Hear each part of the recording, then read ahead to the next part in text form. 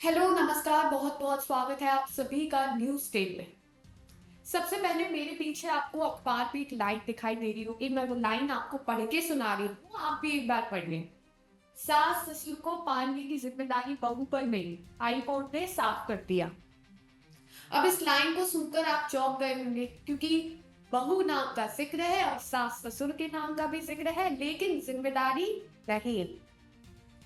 जब हम बहू सुनते हैं या फिर खास करके लड़कियां जब बड़ी हो रही होती हैं तो उन्हें ये सिखाया जाता है कि जब शादी करके आप अपने पति के पास जाएंगी तो पति के साथ साथ उनके माता पिता की भी जिम्मेदारी आप पर होगी, यानी कि सास ससुर का भी भरण पोषण आपको करना होगा। लेकिन हाई कोर्ट कुछ और कहता है, कानून कुछ और कहता है। और यही पूरा एक किस्सा इलाहाबाद हाई कोर्ट में सामने आया है और इस किस्से को सुनकर आप भी चौंक जाएंगे। खैर, इस पूरे किस्से को सुनने के बाद अब अपनी राय कमेंट सेक्शन में जरूर बताइएगा, लेकिन उससे पहले न्यूज़ टेल चैनल को सब्सक्राइब कीजिए और अगर आपको ये वीडियो अच्छा लगे तो इसे और लोगों के साथ शेयर कीजिए और लाइक भी कीजिए। तो ये पूरा मामला इलाहाबाद हाई कोर्ट से जुड़ा हुआ है। एक बुजुर्ग माता पिता जो कंप्लीटली अपने बेटे प्रवेश कुमार पर निर्भर होते हैं, लेकिन प्रवेश कुमार का निधन 2021 में हो जाता है, जिसके बाद माता पिता जिन बेटे पर निर्भर होते हैं वो बुजुर्ग माता पिता, वो गरीब माता पिता और वो अनपढ़ माता पिता बेसहारा हो जाते हैं। अब आप ये सोच रहे होंगे कि क्या बेटा कुछ सोच के नहीं गया होगा अपने माता पिता के लिए। दरअसल जो बेटा है वो यूपी पुलिस कांस्टेबल है, यानी कि यूपी पुलिस में कांस्टेबल के पद पर है। और जो बेटे की पत्नी है, यानी कि जो बुजुर्ग माता पिता की बहू है, वो भी यूपी पुलिस कांस्टेबल के पद पर है। दोनों पति पत्नी की शादी 2016 में अप्रैल के महीने में हुई थी, लेकिन 2021 में प्रवेश कुमार का निधन हो जाता है मार्च के महीने में। जिसके बाद प्रवेश कुमार की नौकरी से जुड़े जो बेनिफिट्स होते हैं या जो भी रिटायरमेंट सैलरी होती है, जो अमाउंट होता है, वो सारा प्रवेश कुमार की पत्नी को मिलता है। अब सैलरी है ये उनकी पत्नी को तो मिलती है, लेकिन ये सैलरी पत्नी अपने सास ससुर के साथ नहीं बांटती है, यानी कि सास ससुर को वो मेंटेनेंस नहीं पहुंचाती है। जिस पर जो सास ससुर होते हैं ना, बहू के सास ससुर, वो फैमिली कोर्ट में सबसे पहले जाकर अपनी अपील दायर कर देते हैं कि भाई हमें तो हमारी बहू से कोई मेंटेनेंस नहीं मिल रहा है। लेकिन फैमिली कोर्ट इस याचिका को खारिज कर देता है, जिसके बाद जो बुजुर्ग माता पिता है वो जाकर इलाहाबाद हाई कोर्ट में अपनी गुहार लगा देते हैं। लेकिन इलाहाबाद हाई कोर्ट में भी उन्हें बड़ा शॉकिंग डिसीजन मिलता है। उस शॉकिंग डिसीजन को मैं आपको बताती हूँ और साथ में ये भी बताती हूँ कि बुजुर्ग माता पिता की दलीलें क्या रखी गई वकील की तरफ से।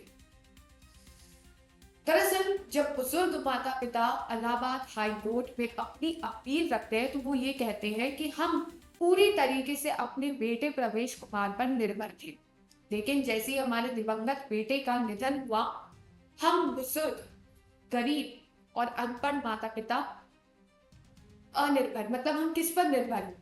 हमारी बहू तो हमें मेंटेनेंस भेजती भी है, इसलिए हम आपसे गुहार लगाते हैं कि आप हमारी बहू को यह आदेश दें कि वो हमें भी मेंटेनेंस का कुछ अमाउंट तो भेजे। जिस पर इलाहाबाद हाई कोर्ट ये कहता है कि ऐसा नहीं हो सकता। बहू की जिम्मेदारी ये नहीं है कि वो आपका भरण पोषण करे। शौक हो गए ना आप लोग, लेकिन यही सच है।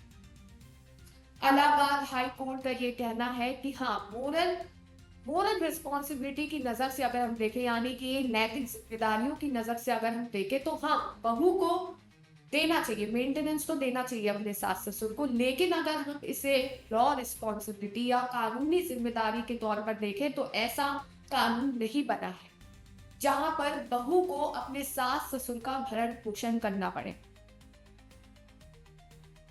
ऐसी बात नहीं है कि जो बुजुर्ग माता पिता थे उनके वकील ने दलील ना रखी हो, वही दलील तो रखी। अब दलील में क्या कुछ कहा ये भी सुन लेते हैं।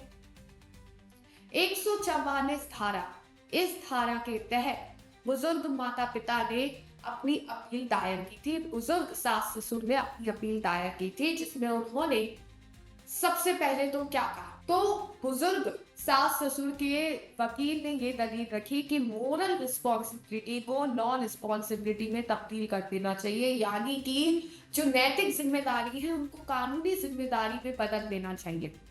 साथ ही जो फैमिली कोर्ट ने जो फैसला लिया इस पूरे किस्से को लेकर, वो गलत है, वो ठीक से सोच विचार के नहीं लिया गया है, वो मनमाना डिसीजन है, ये बुजुर्ग सास ससुर के वकील ने कहा। अब इस पर हाई कोर्ट ने क्या कहा? इलाहाबाद हाई कोर्ट ने भी अपना तर्क रखा और उन्होंने वकील की बात को खारिज कर दिया। सबसे पहले तो इलाहाबाद हाई कोर्ट ने कहा कि पहली बात कि जो बहू है उसको किसी भी तरीके की सहानुभूति के जरिए पुलिस कांस्टेबल की नौकरी नहीं मिली है। जो नौकरी बहू ने हासिल की है यूपी पुलिस कांस्टेबल में, वो अपने दम पर की है। दूसरा, इलाहाबाद हाई कोर्ट ने ये कहा कि भले ही नैतिक जिम्मेदारी से ये तर्क सही हो, लेकिन कानूनी जिम्मेदारी से ये तर्क गलत है। इसे बिल्कुल भी कानूनी जिम्मेदारी में तब्दील नहीं किया जा सकता, यानी कि जो मोरल रिस्पॉन्सिबिलिटी है उसको लॉ रिस्पॉन्सिबिलिटी में नहीं बदला जा सकता, ये इलाहाबाद हाई कोर्ट ने कहा। तीसरा क्या कहा? तीसरा ये कहा कि मेंटेनेंस सिर्फ उन लोगों को मिलेगा जिनका जिक्र कानून की किताब में किया गया है। अब ये भी मैं आपको बताऊंगी कि 144 धारा के तहत किन किन को मेंटेनेंस मिलना चाहिए, लेकिन अभी फिलहाल क्या कहा इलाहाबाद हाई कोर्ट में कि सास ससुर को कोई मेंटेनेंस नहीं मिलेगा, क्योंकि कानून की किताब में ऐसा लिखा ही नहीं है। ठीक है। और चौथी चीज इलाहाबाद हाई कोर्ट ने ये कही कि जिसने ये कानून लिखा है उसने जानबूझकर सास ससुर का नाम लिखा ही नहीं। तो ये तर्क इलाहाबाद हाई कोर्ट ने वकील के सामने रख दिए, जिसके बाद वकील की जो ये बात थी फीकी पड़ गई और इलाहाबाद हाई कोर्ट ने बुजुर्ग सास ससुर को अपना फैसला सुना दिया। उन्होंने फैमिली कोर्ट के फैसले को बरकरार रखा और कहा कि आपकी याचिका पे सुनवाई नहीं हो सकती है और ये जो अपील आपने की है ये गलत है। अब आपको वो बता देते हैं कि ये कानून कहता क्या है। इस कानून को मैं आपको एक बार पढ़ के सुना रही हूँ, ध्यान से सुनिएगा। दंपत्ति ने कानून की धारा 144 के तहत गुजारा भत्ता की मांग की थी। ये कानून कहता है कि कोई भी साधन संपन्न व्यक्ति अगर अपना भरण पोषण करने में असक्षम पत्नी, वैध अवैध बच्चे या माता पिता को गुजारा भत्ता नहीं देता है तो बीएनएस की धारा 144 के तहत मजिस्ट्रेट उसे ऐसा करने का आदेश दे सकते हैं। कोर्ट का कहना है कि दंपत्ति की मांग धारा 144 के तहत कानूनी तौर पर सही नहीं है, क्योंकि इस कानून में गुजारा भत्ता के लिए सास ससुर का जिक्र नहीं है। इसलिए फैमिली कोर्ट के आदेश में कोई गलती या कमी नहीं है। अदालतें कानून में लिखे शब्दों के बाहर जाकर नई श्रेणियों नहीं जोड़ सकती। चूंकि धारा 144 में केवल माता पिता पेरेंट्स शब्द का उल्लेख है, इसमें बहू या दामाद के माता पिता स्वतः शामिल नहीं होते।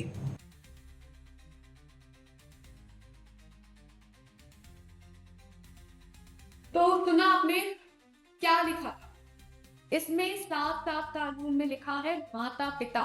अब ये जिक्र नहीं किया गया है कि दामाद या बहू के, मतलब इलाहाबाद हाई कोर्ट ने जो अपना फैसला तो सुना दिया, लेकिन सोचिए तनिक बुजुर्ग माँ बाप के ऊपर। बुजुर्ग माँ बाप ये कह रहे हैं कि उनकी बहू पे पर्याप्त आय आती है, क्योंकि वो यूपी पुलिस कांस्टेबल में नौकरी कर रही है, तो उसपे सैलरी तो आती है, उसके साथ साथ उसके जो मृतक पति है उसके भी बेनिफिट्स उसे मिल रहे हैं।